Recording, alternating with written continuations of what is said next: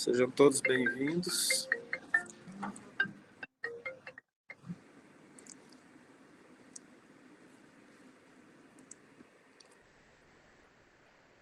Querido Senhor Jesus, Mestre amado e amigo incondicional de todas as horas, envolva-nos em Teu amor, em Tua luz, em Tua bondade, que a paz que o Senhor nos trouxe em seguindo os Teus ensinamentos penetre o nosso íntimo, iluminando a alma e o corpo.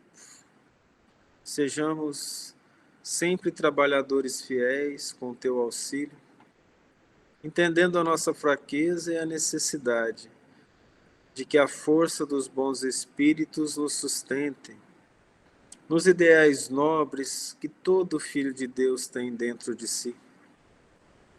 Busquemos em nós, que somos criaturas divinas, a essência divina que o Pai nos colocou, e entenderemos que o amor é a consequência das ações simples de vivermos dentro da luz, da paz, da serenidade que a Tua doutrina nos traz, revivida pelo Santo Espiritismo, trazido pelo sangue dos mártires que foram vertidos em Teu nome no sacrifício constante do orgulho, da vaidade, para que a Tua doutrina chegasse ao coração dos simples e daqueles que têm boa vontade. Sintamos a paz da Tua luz conosco e tenhamos a tranquilidade de repassá-la a todos aqueles que temos convívio, a começar no nosso lar, para os encarnados e desencarnados que estão à nossa volta.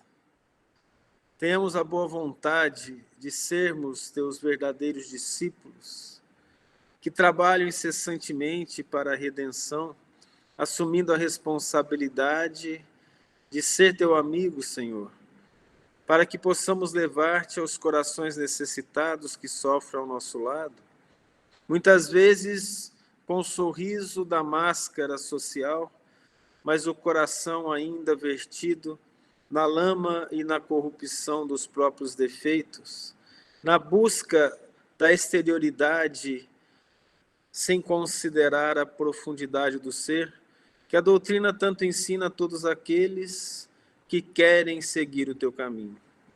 Sejamos, então, trabalhadores devotados desta última hora, não somente para a nossa redenção, mas que o nosso arrependimento e a nossa boa vontade toque o coração daqueles que ainda estão em dúvida, que ainda têm os passos vacilantes.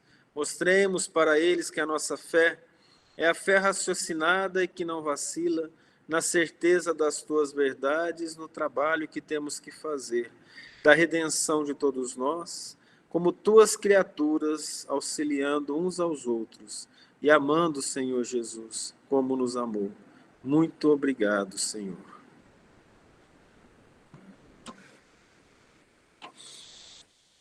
Nós paramos aqui no capítulo 3 do João, no versículo 20, né? Depois que nós comentamos principalmente sobre a questão do Moisés, da vinda do Cristo, eu acho que foi aqui. Estou aqui buscando mais coisa, mas não, foi ali mesmo. Versículo 20. A idade não ajuda, né? A gente não lembra mais das coisas. Porque todo aquele que faz o mal odeia a luz, e não vem para a luz, para que as suas obras não sejam reprovadas. Esse versículo ele é muito importante. O que faz o mal não gosta de mostrar suas ações para os outros, porque eles se envergonham. Por isso que o mal é escondido. Os roubos acontecem à luz do dia, à frente de todo mundo? Não acontece. O indivíduo, quando pensa em fazer mal para alguém, ele pensa em fazer as ocultas. Isso tem um significado psicológico muito profundo, que ele sabe que está errado. Aí ele vai fazer escondido. Porque aquilo que é certo, muitas vezes a pessoa faz até com uma certa maldade, mas que todos vejam. Por exemplo, a falsa caridade, a ostentação, em que ela quer ajudar os outros, mas quer que todos a vejam. E aí nós temos o equilíbrio. O que faz o bem sem ostentação, tenta ocultá-lo, para que a visão não chegue sobre ele, mas que o Cristo seja o verdadeiro coordenador disso. Ele não quer mostrar as virtudes, não quer mostrar que faz o bem. Ele segue o que o Cristo falou, não saiba a vossa mão esquerda o que faz a vossa mão direita. Mas o mal, ele odeia a luz. Ele não quer que a luz chegue até ele. Ele quer fazer as ocultas. Ele faz escondido. E aí chega a situações complexas, em que um casal, por exemplo, o marido ou a esposa, que quer o mal do outro, ou que por algum motivo, depois do amor inicial, se odeiam, se é que havia amor, fala coisas distante dos outros, às escondidas. Aí nós vemos pessoas tristes, deprimidas, pelo maltrato dos outros, mas na frente dos outros não. Esconde a língua felina também, esconde as más intenções, sorri à frente da sociedade, mas por dentro podemos então falar o que no livro O Evangelho segundo o Espiritismo, o Espírito falou, esconde por dentro a lama fétida e a corrupção. Infelizmente, isso acontece muito, em que as pessoas, quando estão juntas com as outras, elas mostram um comportamento que não aparece no dia a dia, porque a máscara, o fingimento, as falsas virtudes são mostradas. Eles odeiam a luz. Não é todo mundo que suporta entender Jesus e trazer de dentro de si as suas dores íntimas, para que ele mesmo a veja. Porque isso requer uma coragem imensa, que é a coragem de vencer a si mesmo. No entanto, aquele que faz as ocultas, ele se esconde de si mesmo. Para entender Jesus, nós precisamos olhar para dentro de nós para sabermos no que erramos.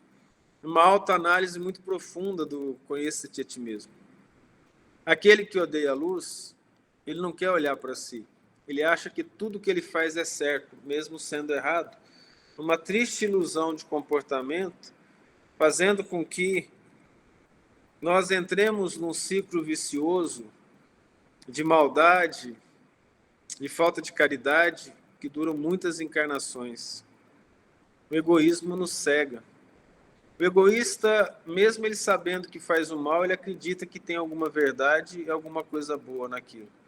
Mas se tem uma coisa que vai ajudar o verdadeiro cristão e aquele que quer se melhorar, é que se precisar fazer algo escondido em relação a alguma pessoa, é porque ele não é da luz e não vem para a luz. Porque ele não quer que as suas obras sejam reprovadas, nem pelos outros, nem por si mesmo. Vocês acham que uma pessoa que rouba, por exemplo, ela acha que está fazendo certo? Alguns acham. Eles falam assim, eu roubo porque eu não tenho dinheiro. Eu tenho que tirar dos ricos para poder viver. Ele não sabe que ele pode trabalhar? Que ele pode tentar um emprego, e aí se ainda tiver com necessidade, a boa vontade dele, faz com que a caridade alheia, trazida pelo próprio Cristo, o auxilie. Se a pessoa não merece ficar sem alimento, ou não merece passar por uma situação difícil, ela não passará. Principalmente se ela seguir a lei de Deus. Nós podemos lembrar do que nós já lemos, né, lá em Lucas e também em Mateus, olhai as avezinhas do campo, olhai as ervas do campo, as avezinhas do céu. Tá bom, a ave quando pousou estava no campo. Se possível no campo de lírio, porque já resolve tudo de uma vez. Ambos, no caso dessas citações, Jesus fala de que Deus vê tudo. sabe de tudo, criou a natureza maravilhosa. Você acha que ele vai nos deixar passar pelo que nós não merecemos? O que falta muitas vezes é a paciência, a abnegação, a gratidão. Nós não passamos pelo que nós não merecemos, tanto de sofrimento físico quanto de sofrimento moral. Mas o indivíduo que não quer a luz, ele tem fé? Talvez em si mesmo, ou na sua maldade. Mas aquele que tem fé, ele vai saber que ele vai receber bênçãos. Tem uma história que eu conto, não é porque eu nunca passei fome não, tá? Mas assim, algumas vezes teve uma dificuldade de ter todas as alimentações durante o dia. Mas teve uma vez que eu estava tão duro, que era estudante, o pessoal viajou, estava sem dinheiro. Naquela época não era igual hoje, Pix, TED, demorava para o dinheiro chegar. Os pais mandavam o dinheiro para a gente num bloquinho assim, amarrado. O povo viajava e entregava, algumas vezes escondido no bolo. Porque o outro não pegar, entendeu? É uma coisa interessante. E eu estava sem dinheiro, estava na universidade, eu comia no restaurante universitário, e foi um feriado prolongado, não me lembro qual feriado prolongado. E eu não tinha dinheiro para fazer nada. No sábado tinha um resto de arroz. Eu peguei aquele arroz, joguei na frigideira, fritei, arroz fritinho, gostoso quando você tem fome. Viu? Aliás, se tem comida boa, é a fome. Talvez a maior tática dos cozinheiros seja assim: marca o almoço para meio-dia e serve 3 da tarde. Todo mundo vai gostar. É uma maravilha. E a fome, assim, ela pega o estômago, dá uma torcida nele. Tudo que você botar lá, o dia fala, nossa, que bom, porque na verdade é a fome. Né? Bem, o que aconteceu foi que deu para comer lá no sábado. No domingo tinha o trabalho da Mocidade Espírita. E pela manhã, e a gente foi lá para a Mocidade. Eu estava sentindo uma fominha. Mas aí a gente vai tomando água fluida, acreditando que aquilo lá vai alimentar a gente, né? Mas estava assim, ia passar o dia, você ia comer na segunda-feira, pessoal, ou à noite, o pessoal ia chegar à noite, ia trazer um dinheiro, alguma coisa, né? Ou trazer comida, a gente ia comer à noite. Mas não é fome, né? Foi só uma situação de talvez falta de planejamento, eu não me lembro direito o que foi. Mas aí veio uma história interessante. Eu morei em Juiz de Fora um tempo, uma república que tinha 13 pessoas. Quando a gente é pobre, a gente vai estudar, você tem que morar com 10 pessoas. Pessoal, como você consegue? Não é questão de conseguir. A questão é que não tinha outro jeito. O dinheiro só dava para pagar uma república que num apartamento de 3 quartos tinha que dividir por 13. Então não tinha outro jeito. Né? 4 em cada quarto, gente dormia na sala, colchão para todo lado. Era assim que funcionava. Comia o que dava para comer. Hoje eu não acho que é bem assim mais, pelo menos eu não enxergo, né? Essas coisas, mas a gente, para estudar, passava um certo aperto. Eu estava lá na escola e uma menina passou mal. Ela teve uma crise de convulsão na sala de aula. E aquilo me tocou. A gente é espírita, né? E o espírita, ele fica preocupado com os outros, né? Mesmo que você seja ruim, você fica preocupado com os outros. O espírito ensina. Aí a pessoa passou mal, sim, e aí ela precisava ir para casa, ninguém queria levar, nem a direção, nem a coordenação, ninguém. Eu não conhecia a moça, falei, mas eu te acompanho.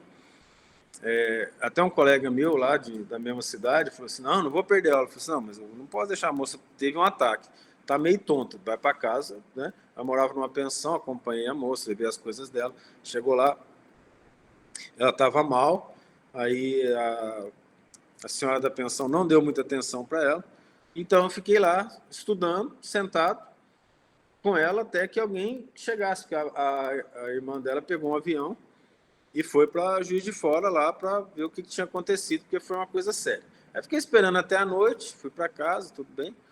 Essa moça, pelo que aconteceu com ela ficou assim, minha amiga, porque ela ficou grata por eu ter levado, mas eu não a conhecia. E aí o que a gente faz, uma coisa dessa? Aproveita e leva para o centro espírita. Aí levamos para o centro espírita, virou espírita, né? O centro espírita lá em Juiz de Fora, ótimo. Aí eu fui, essa moça é de Patos de Minas. Eu nunca imaginei na minha vida que eu ia passar em Uberlândia. Aí fui para Uberlândia. Então, nessa época, estava acontecendo isso, eu era um frequentador da Mocidade em Uberlândia. O Centro Espírita Joana d'Arc, Rua Ituiutaba, 533. Não sei porque eu lembro desse negócio. E nem sei o que veio à memória agora. Mas deve ser para ter certeza. Aí o que acontece lá? Eu chego em casa, morrendo de fome, falei, Senhor do céu, vai ser mais água agora e vamos ver o que nós vamos fazer, né? Mas dorme e vê se chega comida à noite. Então não é problemático. Você está com uma faminha, nada demais. Eu não era tão gordinho assim, então dava para ficar melhor, né? Porque se é gordinho também, dá para ficar um mês sem comer, mas não tinha jeito. Aí o que aconteceu? Quando eu chego em casa, eu fiquei enrolando, fui para casa. Quando eu chego lá em casa, a moça, essa mesma moça, com um bolo de chocolate na vasilha. E sentada, falou assim, nossa, mas como assim você chegar agora? Eu estou aqui desde as 10 horas te esperando. Eu falei, desde as 10 horas, 4 horas me esperando, eu cheguei quase 2 da tarde. Eu falei, mas como assim você me achou? O que você está fazendo aqui? Ela falou, não, é porque, olha só como é que é a vida. A minha irmã conheceu uma moça que é sua colega de faculdade. E ela sabia seu endereço. E aí a minha irmã falou, você vai ter que agradecer para ele aquela vez que ele ficou com você lá na pensão. Eu vou fazer um bolo de chocolate, você vai levar para ele. Ela pegou aquele bolo de chocolate, ela morava em Patos de Minas. A irmã dela em Uberlândia. Pegou o bolo de chocolate, pegou o coletivo e levou lá para mim. Aquilo lá, gente, eu não sabia se eu chorava ou se eu já queria pegar o bolo para comer, porque a fome estava grande. Aí ela entrou aqui, eu sem graça, não sei o que, não tinha nada. O maior gosto que eu senti na vida foi bolo de chocolate com água gelada. Foi uma coisa maravilhosa.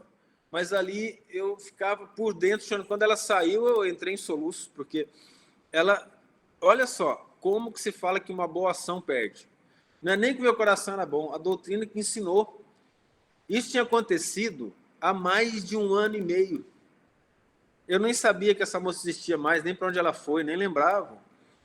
E aconteceu um caso daquela, conhecer uma colega da faculdade que falou de mim, que falou isso, e chega lá no dia, que coincidência que é essa? No dia que eu estava mais necessitado, que não tinha condições, chega uma pessoa com um bolo de chocolate. Eu devo admitir que não sobrou para os colegas que chegaram à noite. Mas ele também não era tão grande. Mas, assim, isso mostrou para mim a verdadeira bênção do que é que Deus nunca nos desampara.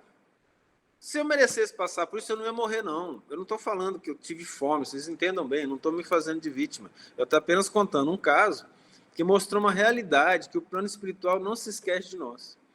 Então, quem faz as boas obras, mesmo que não seja uma coisa muito profunda, que a gente não tenha tanta bondade, o esforço para poder ajudar os outros sempre traz benefício. Uma semente plantada no bem nunca se perde. Mas não foi a semente melhor que não seja o fato de tê-la levado para o centro espírita. Porque a moça era muito problemática, muito complicada. Ela teve o ataque epilético por problemas de saúde mental que ela tinha há muito tempo. A doutrina, a presença dela na doutrina foi acalmando, ela não teve mais ataques, ela não teve mais convulsão, era uma questão de obsessão. Então ela teve a convulsão lá e um espírita foi chamado para trabalhar ali. Vocês entendem a questão? Tem coisa que só o espiritismo resolve. Uma pessoa, ela tem problema de convulsão e é por questão obsessiva, não adianta, não vai bater a Bíblia na cabeça, não vai adiantar. Tem que levar para o centro sério, que faz um trabalho de cura, um trabalho de passe, e a pessoa vai ser ajudada. Vocês compreendem? Então, é muito importante que a gente esteja atento quando nós somos chamados ao trabalho. Vou deixar bem claro. Eu era um adolescente, que tinha 18 anos de idade, que a doutrina espírita encheu meu coração e que ninguém, nem outros espíritas da sala quiseram levar a menina lá. Só que ela estava sozinha. Então a gente foi inspirado. Não foi uma bondade nata, não. Foi assim, os espíritos sussurrando e pedindo ajuda para ela. Vocês compreendem? Isso gerou que no momento mais difícil que eu tive até aquela idade, depois, né, quando eu estava fazendo faculdade, me levasse um alimento no momento que eu mais precisava. Não só isso, muitas coisas acontecem. Teve a época da minha vida, estou falando de mim, mas todo mundo tem essas ideias, e já deve ter acontecido, eu falava que Deus era meu contador. Eu vivia com bolsa. A bolsa chegava a atrasar 30 dias. Eu não sei como, e eu conseguia viver até essa bolsa chegar. Eu falava que era Deus que contava, acho que eu multiplicava o dinheiro na carteira, não tinha como. Mas a gente comia no restaurante universitário, já ajudava. Outras vezes não tinha mais dinheiro para passe de ônibus, andava a pé. Mas não tinha problema. Não tinha nada de problema, não faltava. Talvez não seja por merecimento meu, mas por piedade divina, que chama acréscimo de misericórdia. O que eu quero dizer é que eu vivi na pele a questão de, mesmo sendo mal, tentando fazer o bem, Deus não nos desampara. A luta para fazer o bem, ela toca o nosso coração. A luta para fazer o bem nos coloca próximo dos bons espíritos, mesmo a gente não merecendo a companhia deles, e eles cuidam da gente. Isso tudo acontece sempre, a gente que não enxerga. A nossa vida é conduzida pelos bons espíritos quando nós a colocamos nas mãos de Deus. Muita coisa acontece, coisas maravilhosas. Graças à mediunidade, que tem os seus escolhos, vamos dizer assim, a gente tem visto os trabalhos dos bons espíritos em favor das várias pessoas que estão ao nosso lado, que trabalham pelo bem. E no nosso caso, então, somos gratos profundamente aos bons espíritos, nosso Senhor Jesus Cristo, pelas bênçãos imensas que tem nos mandado. Nós, quando tem alguns trabalhos que tem que contar aqui, porque não tem nos livros, né? O André Luiz não contou. E a gente foi para os Estados Unidos, fui lá fazer um pós-doutorado, e graças ao governo brasileiro, a quem sou muito grato por ter permitido isso, aí eu já tinha sonhado com a casa que ia morar lá. Isso precisava ser barato, na verdade, deve ter sido a mais barata de Washington até hoje. Só $800. O aluguel da onde eu vivi lá custava uns $1.200. Mas a bolsa era $2.700. Não ia dar para comer. Então nós fomos para lá. Esse menino aqui foi comigo, o Manuel. Aí saímos procurando casa. Quando cheguei e olhei a casa, eu falei, mas eu já vi essa casa. Eles já tinham me mostrado a casa.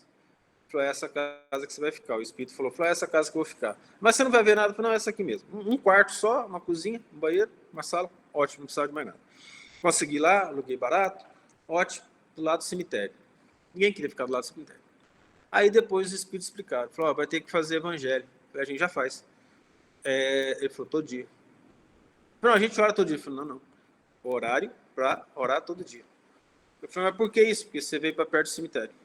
E aí, tem espíritos ali, há dezenas de anos, sendo maltratados lá dentro por outros espíritos inferiores que não podem sair. As orações aqui vão gerar uma situação, juntamente com o pessoal do Brasil, porque tinha o tal do Skype, então a gente chamava as pessoas do Brasil, os alunos, as pessoas que estavam aqui, para fazer oração junto. Então eles participavam muitos dias. Naqueles dias de oração, as vibrações deles, as energias, permitiram com que esses espíritos em sofrimento há muito tempo, dentro do cemitério, quem lê os livros do André Luiz vai entender do que eu estou falando, que ele fala dessa situação de escravidão, que existem de outros espíritos dentro do cemitério. Ali eles foram ajudados.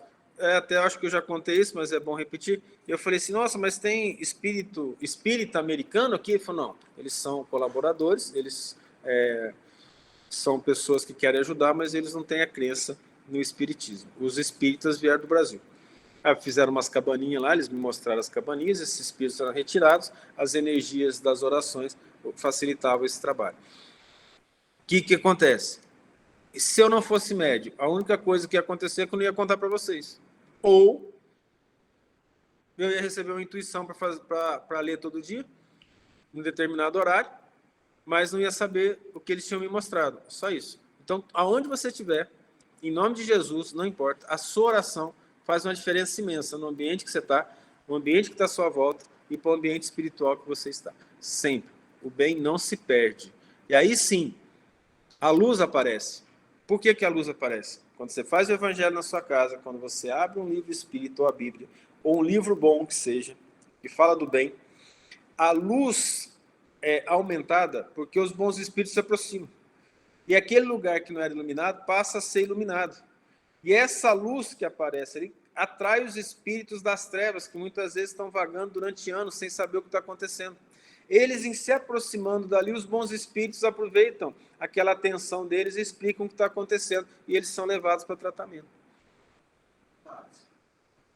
Quer dizer que a tua ida para lá para estudar, além de você estudar, você tinha uma outra função que já estava preparado lá em cima.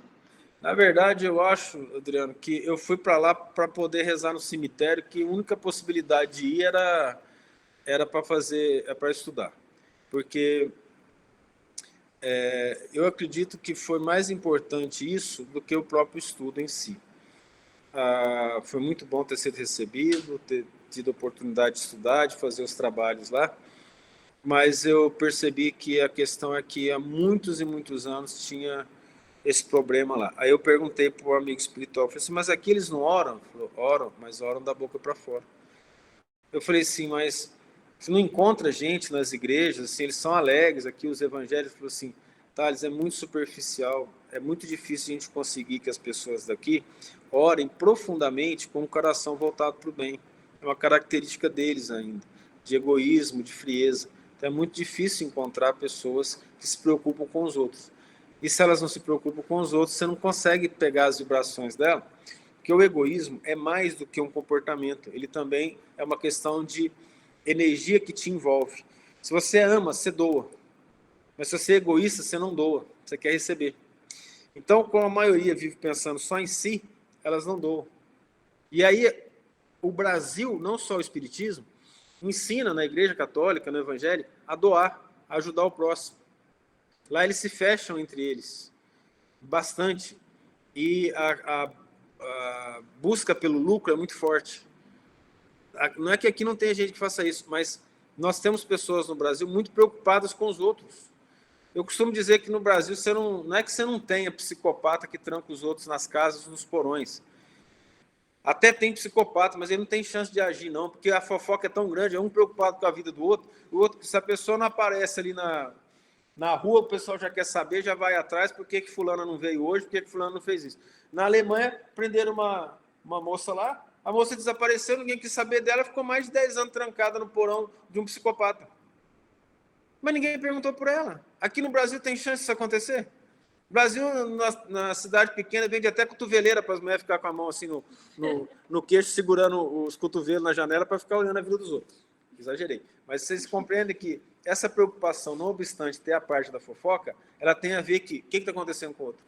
Que ela sai de si mesmo para preocupar com os outros. Compreende? Visitar casas assim, eu morei durante 2 anos no Japão, 1 ano nos Estados Unidos, não é convidado para ir na casa dos outros.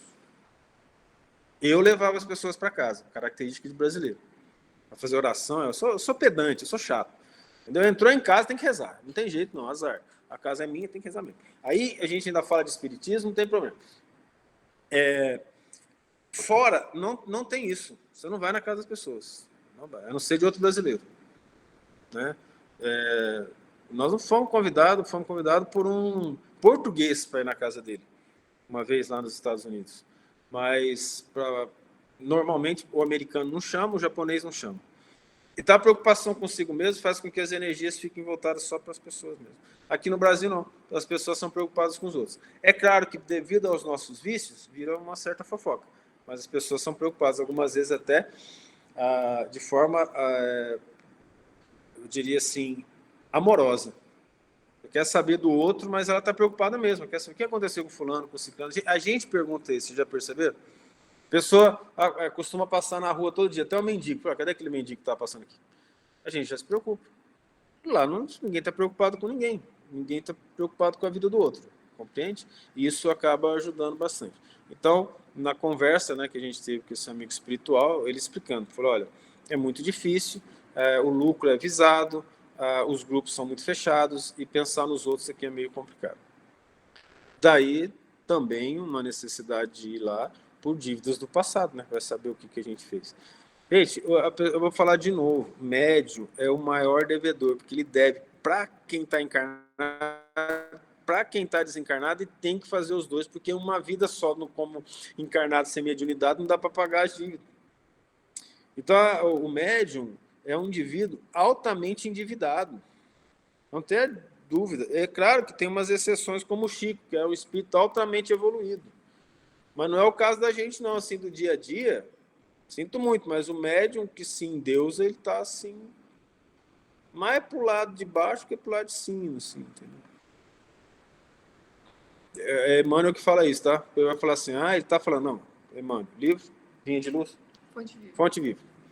Mas quem pratica a verdade, tiver algum questionamento, vem para a luz. Quem pratica a verdade, você não tem medo, falar a verdade, a fim de que as suas obras sejam manifestas, porque são feitas em Deus. Não tem jeito de fazer o bem sem ser ligado a Deus. Mas ele é ateu, está ligado a Deus, não importa se ele não acredita, Deus não está nem aí se ele acredita ou não. Uma hora ele vai acreditar. A questão é outra, fez o bem, está ligado a Deus. Jesus falou, quem não é comigo é contra mim. Não se pode servir a dois senhores, ou você serve a Deus, ou as riquezas, ou a mamon. A verdade é tão complicada, e a pessoa sabe disso, que muitas vezes ela, para machucar os outros, fala que é sincera demais. Aí já é outra história. A verdade contundente que machuca, muitas vezes é falta de caridade, na fala. Mas aquele que tenta agir na verdade, ele não se importa de fazer as obras, não vai fazer escondido. Compreende? Se você quer e tem a intenção de ajudar os outros, você precisa fazer escondido? Você não precisa mostrar, mas você não precisa preocupar em se esconder, concorda? Nem esconder o rosto, nem fazer no escuro, nem fazer onde ninguém está vendo. Então a verdade ela é aberta, ela é manifesta. E o bem é manifestado, a gente que não enxerga. O sol não é um bem para nós? Jesus lembrou que Deus faz com que o sol se levante para justos e injustos. A pessoa é má, ela recebe sol todo dia. Deus não fala assim, você está sem sol porque você foi malzinho. Ele não tem isso. E que a chuva caia sobre bons e maus. A chuva que alimenta a terra, que dá a comida. Deus age no bem o tempo todo. E a beleza da verdade é manifesta. O vento que a gente recebe, a árvore que dá sombra, a plantação que dá o alimento, tudo isso é obra de Deus. Essa obra de Deus está voltada para quê? Para o nosso bem-estar. A gente não vê. Então nós passamos recebendo tudo isso, achando que isso aí não é mais que obrigação de Deus nos dar.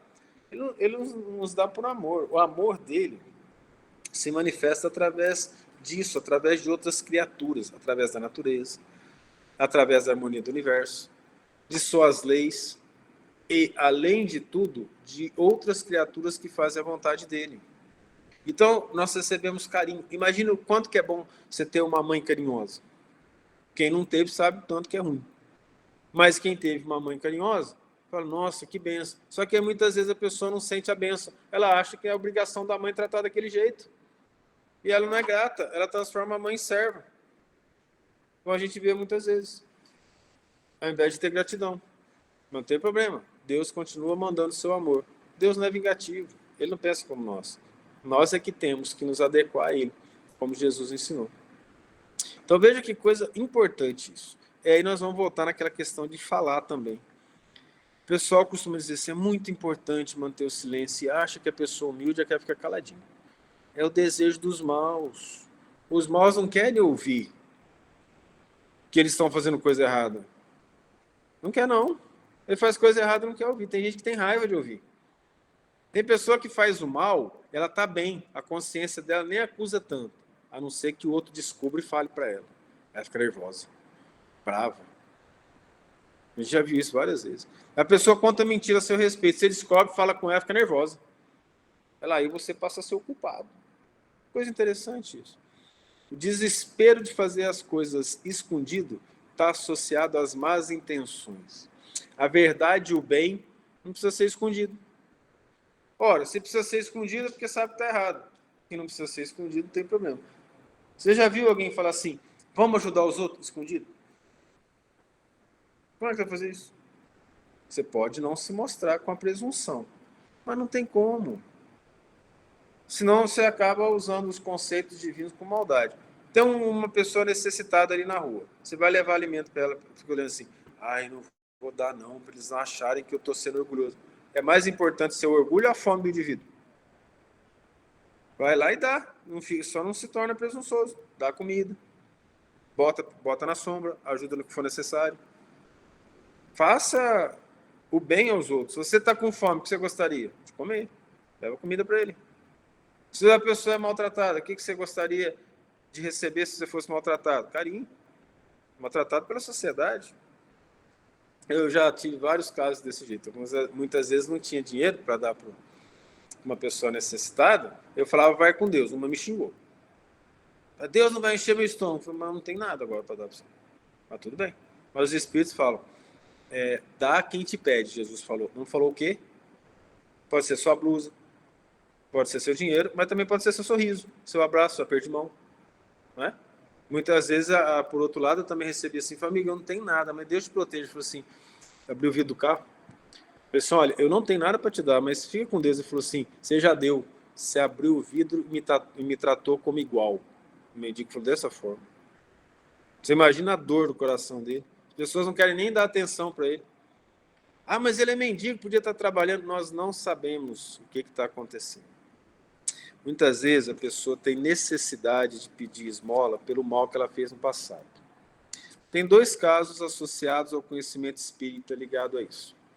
O primeiro é de um senhor em Uberaba, muito rico, que tinha necessidade de se humilhar pedindo esmola. Ele terminava o trabalho dele, vestia uma roupa de mendigo e ia pedir esmola. Aí foi trabalhar um psiquiatra espírita, Elias Barbosa, tratava esse senhor. Ele falou, mas o que te faz fazer isso? Eu falei, eu não sei, eu tenho necessidade de me sentir humilhado. Vai para o centro espírita e vê o que está acontecendo. Ele era um trabalhador, o trabalho dele fazia bem para os outros, no entanto, ele dilapidou os bens que ele recebeu de Deus em termos de dinheiro numa outra vida, gerando pobreza em muita gente. Então, mesmo ele naquela situação, ele sentia a necessidade de se auto-humilhar. O outro caso foi no Rio de Janeiro. Raul Teixeira, espírita famoso, para quem não conhece, passou a ser famoso agora, viu um mendigo lá no Rio de Janeiro, na porta de um prédio muito grande, um prédio antigo do Rio. Ele pegou aquele mendigo, ajudou, levou, deu banho, tudo, tentou arrumar trabalho, não adiantou. Ele voltava para lá, sentava e ficava pedindo esmola na frente do prédio. E ele não sabia por quê, também não conversava direito. Fazendo o estudo espiritual dele, ele tinha sido um político do Brasil que havia roubado muito do povo naquele prédio, que era antigo prédio que legislava e tinha o escritório dele. E ele sentia necessidade de pedir esmola lá, ele sentia a necessidade da humilhação e sentia a necessidade de passar as dificuldades financeiras. Então, nós não sabemos as causas do que está levando o indivíduo para lá.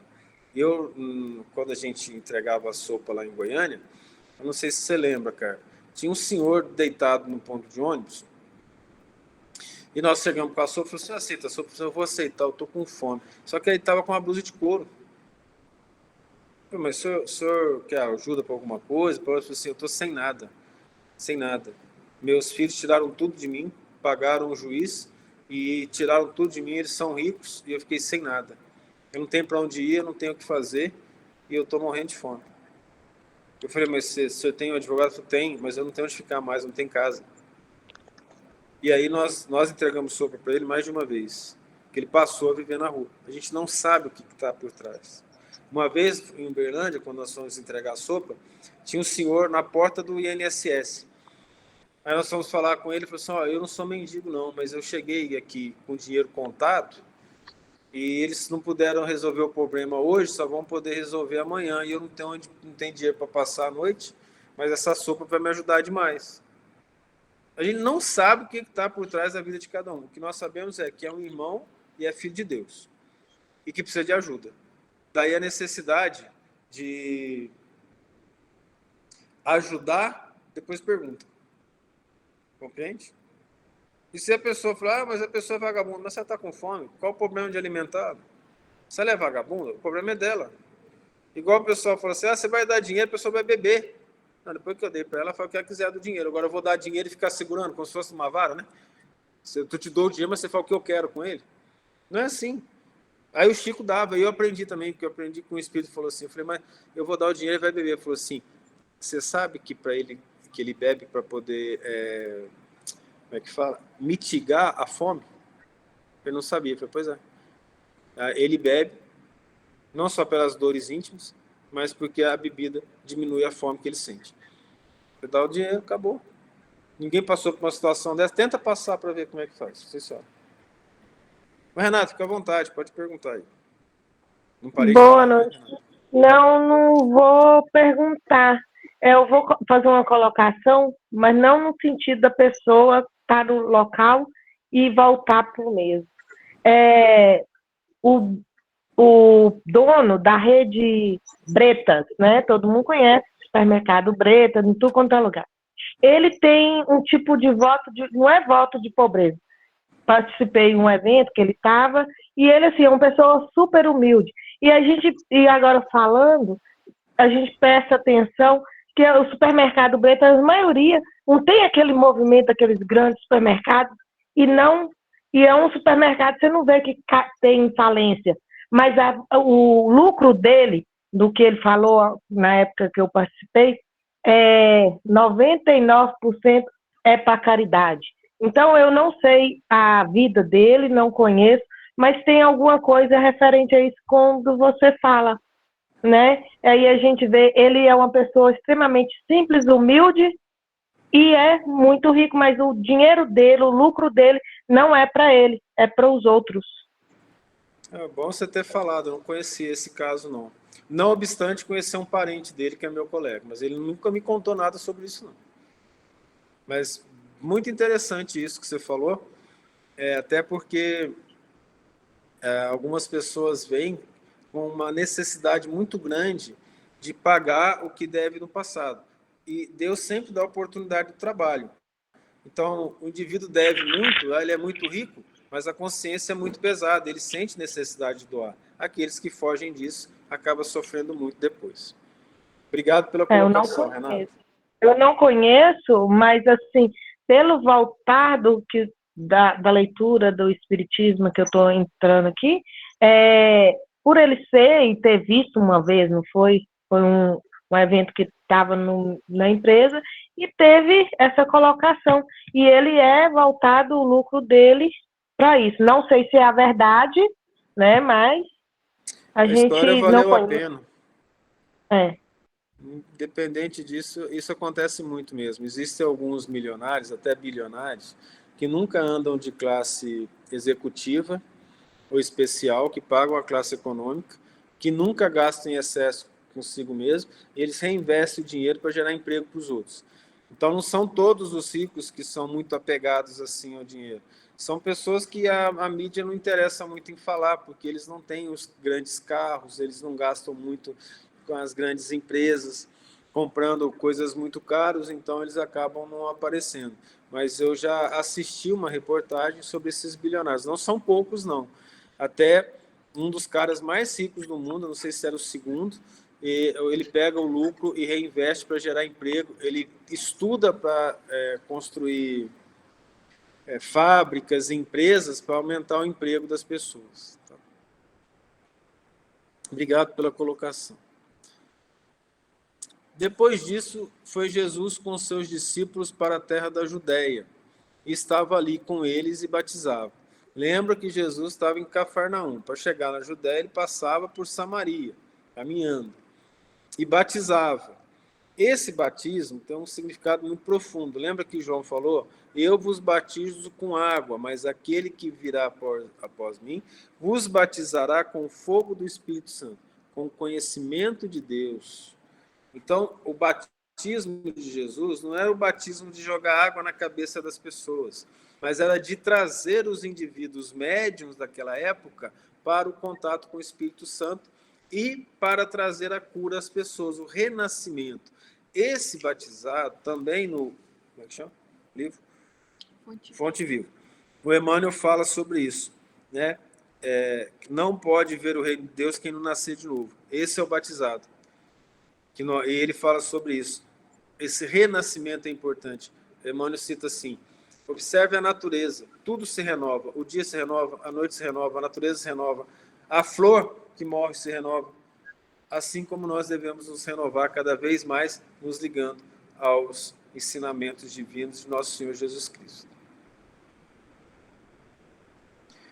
Ora, João batizava também em Enom, junto a Salim, é nome de cidade. Porquanto havia ali muitas águas. Lembra que João batizava com água. e vinham ali e eram batizados. João não só batizava, João pregava. E João pregava a própria doutrina do Cristo. Um teólogo, alguns teólogos, analisando o Evangelho de Mateus, dizem que João duvidava dele, porque João mandou os discípulos dele perguntar para Jesus quem ele era. João não duvidava. João queria ensinar alguma coisa para aqueles discípulos. Queria ouvir do próprio Cristo o testemunho dele. João não duvidava. João era primo primeiro de Jesus. Eles vieram juntos. Maria e Isabel se encontraram, ambas grávidas. Ele já sabia para que ele tinha vindo. Tanto sabia que ele falou que aquele que era escolhido, o Espírito Santo ia aparecer como pomba em cima da sua cabeça. E foi o que aconteceu. Então ele tinha certeza que Jesus era o Messias. Não obstante, alguns teólogos, principalmente da vertente evangélica, falarem outra coisa. E nós discordamos porque a própria Bíblia mostra outro caminho, né? Então João batizava. E por que João ainda não tinha sido lançado na prisão? Porque não sei se vocês vão lembrar, João depois vai ser preso e vai ter a cabeça cortada. Houve então uma questão entre os discípulos de João e os judeus acerca da purificação. Essa purificação, vocês sabem o que é? Que a gente já contou? Uma vez por ano, ia lá, matava a ovelha ou o boi, botava o sangue no aspergidor e aspergia lá no templo para poder purificar as almas todo ano. Era uma questão bastante material. E evidentemente, que João e Jesus ensinavam que isso era uma coisa externa, que era uma coisa superficial, que o que valia era a purificação interna, que é o batismo, a renovação do indivíduo. Não porque você matou o bicho e jogou o sangue dele, mas é uma questão íntima. Veja bem, o que é mais fácil? Você se renovar ou matar um bezerro e jogar o sangue nos outros? Ou no chão? Você compreende? A renovação é muito mais complicada, porque a renovação requer força íntima. Então, o que eles faziam? Para a consciência ficar tranquila, eles faziam sacrifícios. E Moisés já falava para não fazer sacrifício. Vocês lembram do primeiro mandamento? Não tereis outros deuses estrangeiros. Ele já tinha quebrado isso de sacrifício, de imagens, né? Mas eles continuavam fazendo sacrifício. Mas tudo bem. Houve então uma questão, que eles estavam disputando. E foram ter com João e disseram-lhe, Rabi, chamavam João de Rabi também, aquele que estava contigo além do Jordão, do qual tu deste testemunho, eis que batiza, e todos vão ter com ele. Ou seja, Cristo está batizando, e eles estão indo mais para o Cristo. E João respondeu e disse, o homem não pode receber coisa alguma, se não lhe for dada do céu. Volta para aquela situação nossa, né? O que a gente recebe de bem vem do céu. Todo bem vem de Deus. O homem não cria o bem. O homem é intermediário da vontade divina. Você não cria porque Deus criou tudo. Nós co-criamos. Nós fazemos o quê? Da onde vem o bem primordial? De Deus. Eu quero ajudar os outros. Eu estou repetindo Deus. Ele criou o bem. Ele nos ajuda sempre. Vós mesmos me sois testemunhas de que eu disse, eu não sou Cristo, mas sou enviado adiante dele. Ele tinha consciência do que estava acontecendo. Ele é a voz que clama no deserto, lá da narração de Mateus. Ele foi o preposto do Cristo. Ele veio para preparar o caminho. Aquele que tem a noiva é o noivo, mas o amigo do noivo que lhe assiste e o ouve, alegra-se muito com a voz do noivo. Assim, pois, esta minha alegria já se cumpriu. Ou seja, o noivo é o Cristo, que veio trazer o casamento para a humanidade. Qual que é o casamento? É a união dele com os seus filhos, ou seja, com as suas ovelhas. Esse que é o casamento. Isso aqui é um sentido figurativo. E ele só amigo do noivo. Estou muito feliz, porque eu ouvi a voz do noivo. A alegria dele é ter encontrado com Jesus. Nós vamos encontrar isso na narração de Lucas, logo no início, quando Jesus é levado ao templo em Jerusalém, e Simeão, um sacerdote, um escriba antigo, fala, já posso morrer, porque eu vi o meu Messias. E Ana profetiza a mesma coisa. Também disse que podia morrer porque viu o seu Messias, viu nosso Senhor Jesus Cristo. Aqueles que conheciam Jesus e sabiam da missão dele, se alegraram muito em poder vê-lo. E João foi um deles. E João foi o grande representante do Cristo, antes do Cristo começar a pregar. A ele convém crescer, porém a mim diminuir. Olha a humildade dele. Eles também sabiam da diferença, não tinha como. Então ele está dizendo, vá Jesus, me larga. Isso aí, gente, é muito profundo. Muito profundo. Por que é muito profundo? Tem orador, pastor, padre, que acha que é o próprio Deus. Eles falam o nome de Jesus, mas é para chamar atenção para eles. Não é para chamar a atenção de Deus. Eles falam, e Deus lhes deu a oportunidade de falar bem, mas eles querem que as pessoas olhem para ele. Jesus é secundário, o bem é secundário. Eles acham que eles são os próprios trabalhadores que representam o próprio Deus. Olha, João, aquele que Jesus falou assim, dos filhos nascido de mulher, ninguém foi maior que João.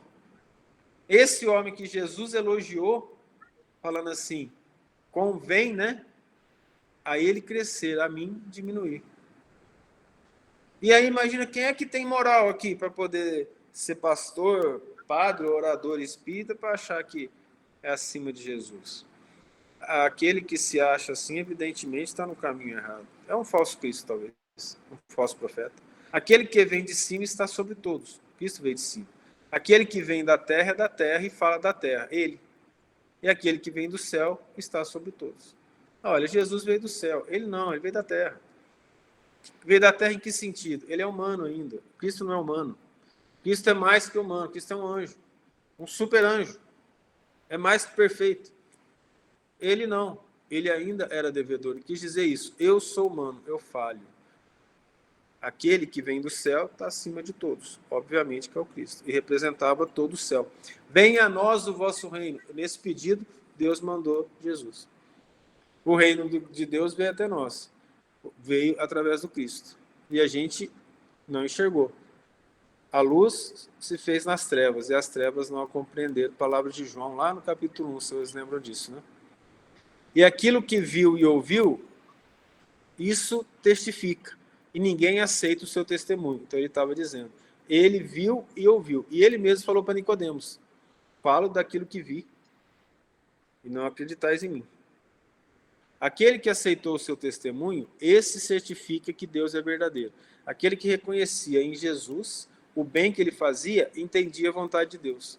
Porque aquele que Deus enviou fala as palavras de Deus, porque não lhe dá Deus o Espírito por medida. Isso significa que o próprio Deus falava com Jesus. Jesus era médium? Era. Só que ele era médium e o Espírito que falava com ele era Deus. Não era nosso Senhor, nosso Pai. Não era igual a gente que tem mediunidade e os espíritos falam, a gente nem sabe o que está falando direito, tem que pensar duas vezes, ver o que foi falado. Não, ele falava com Deus. Ele pegava a inspiração do próprio Pai e ele foi o representante, ele foi Deus conosco. Por isso que Mateus fala para Maria, e ele será Emanuel, que traduzido é Deus conosco. Emanuel significa Deus conosco. Então Cristo é o Emanuel. O Pai ama o Filho e todas as coisas entregou nas suas mãos. O Filho é Jesus. Pegou a terra e entregou nas mãos dele. Nós vamos ler lá no livro A Caminho da Luz, Emmanuel contando que Deus pega a nebulosa, parte da nebulosa solar, junta e entrega nas mãos do Cristo e daqueles que estão com ele, para que ele cuidasse da terra. E Deus entregou tudo a ele. Por isso que ele é chamado Filho. Porque ele é o coordenador de todos nós. Aquele que crê no Filho tem a vida eterna. Porque a vida eterna é aquilo que nós comentamos antes, é a alegria de trabalhar no bem. Porém, aquele que não crê no Filho não verá a vida. Como não vai ver a vida? É a morte do Espírito. Mas a ira de Deus sobre ele permanece. Por que permanece a ira de Deus? Todo que faz o mal, paga pela lei. Não é que Deus está irado. Mas como é que você explicava para aquele pessoal que Deus não está virado? Você fala para um povo mau que Deus é bonzinho, ele não quer obedecer. Aqui foi uma questão didática. Essa não é a ira de Deus. Tira a ira e bota, a lei de Deus está sobre ele. O que faz o mal, recebe o mal. O que faz o bem, recebe o bem. E o verdadeiro mal, nós vamos ver lá no Evangelho segundo o Espiritismo. Ele fala assim, o verdadeiro mal. Qual que é o verdadeiro mal? Muitas vezes. O verdadeiro mal, muitas vezes, está no sorriso. Está na alegria da terra. Está nos risos irresponsáveis das pessoas que não se preocupam com as outras. O verdadeiro mal é o egoísmo, é o orgulho, é a vaidade. Não é na tristeza, ele fala, não é na morte de um ente querido, não é no leito pobre, não é na falta de dinheiro ou na tristeza que está o mal. Aí está o bem, porque você está pagando. Você está resgatando, logo a sua alma se purifica, você está se aproximando de Deus. Esse é o verdadeiro bem. A gente entende errado, muitas vezes, essas coisas. A gente acha que o sofrimento é porque a gente é mal. Não, o sofrimento é pagamento. A dor é pagamento. E o pagamento é muito melhor do que você adquirir dívida.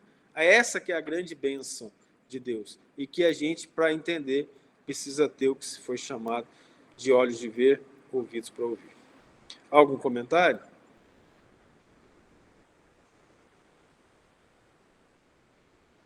Nenhum comentário? Então tá bom, não comenta não. Vamos terminar o nosso estudo. Deus nos ampare, nos proteja, nos envolva em seu amor e nós podemos perguntar à vontade, conversar à vontade, temos alguns minutinhos, senão faremos a oração final.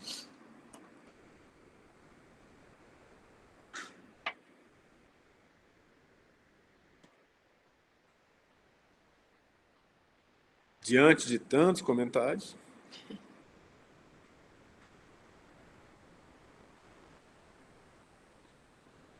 Dona Maria Tereza vai fazer a oração final hoje.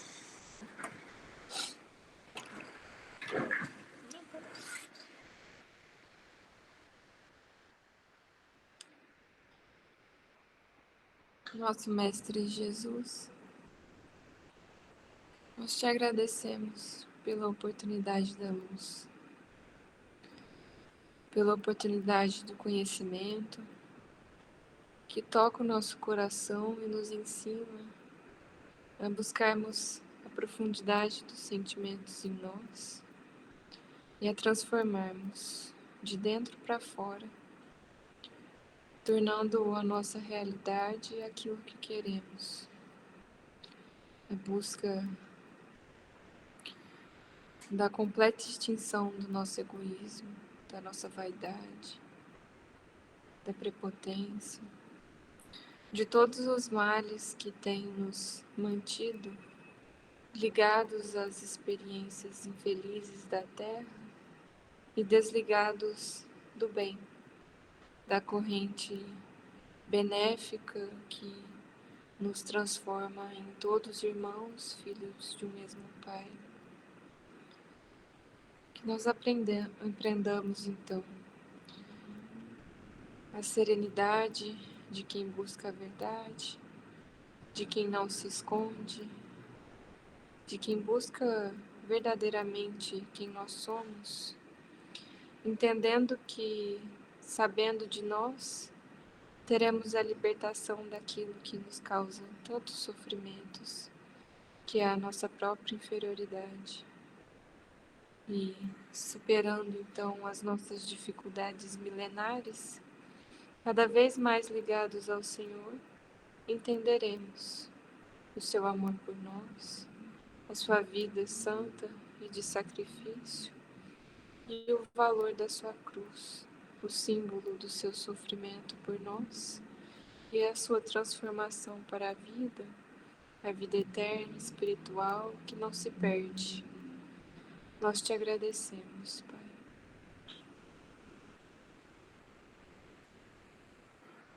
Obrigado a todos. Nós vamos ter que conversar uma coisa aqui antes de vocês saírem. A gente vai mudar o dia do estudo, tá? Porque não poderemos mais fazer na quinta-noite. Aí assim que tivermos o dia, provavelmente vai ser no sábado, aí a gente avisa para vocês, tá, ok?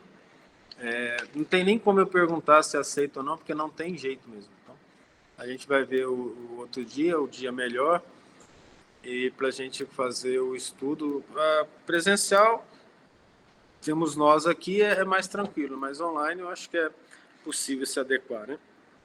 Então fiquem com Deus, um grande abraço a todos. Boa